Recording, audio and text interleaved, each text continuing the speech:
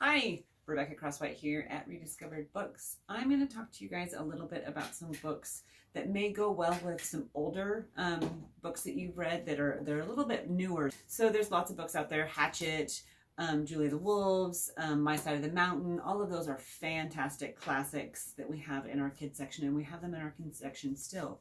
But if you've finished all those and you're like, okay, what do I read next? I have a couple of suggestions for you. One of my favorite suggestions for the survivalist and the kids who like living out in the woods is Pax. Pax is told from the point of view of both a boy and a fox. And in this world, there's a war going on, and he has to release this fox that he's raised, Pax, from a kit into the wild.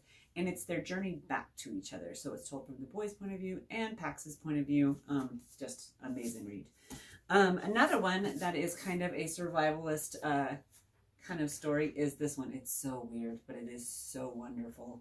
It is Orphan Island. It's the story, I think there's 7 kids on this island, and every year a boat shows up with a little kid in it, and the oldest kid on the island has to get in that boat and go away, and they have no idea where.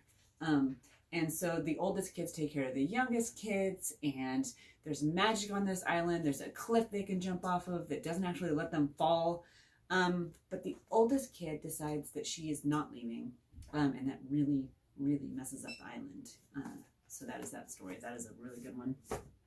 Another one that has island in the title is Scar Island. This one is, if you liked holes, this is what you should read next. This is all about a reform school that is actually more like a prison, and these kids get sent there for things that they have done wrong. This kid has been sent there for something that he did that is very bad, that he knows is very bad, and then all of the grown-ups disappear. So now this island is just the kids, and it's how they survive and all the odd things that happen. This one is scary, so just be careful with it. It is a little scary, but really good. This is also by the same author who did Orphan Island. This is My Jasper June. This is her second book. This is the story about friendship, and what we'll do for friendship. And she meets this girl, and she finds out that she's really kind of surviving on her own, and how they can help each other out.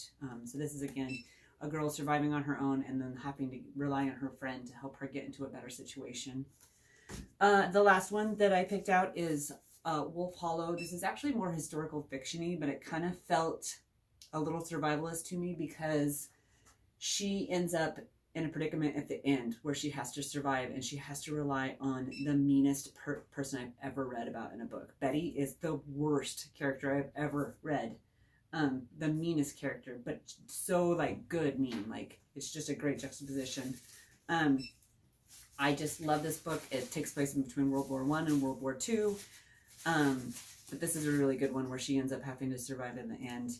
Another one that is for your Hatchet fans that is coming out, it comes out here really soon. Actually, we could probably order it in now for you. It's called Alone. It's a girl. She goes on a camping trip with her friends, and she gets left behind, and she has to survive, her and her dog. And that one is like really, really good, and I think I would recommend that one too.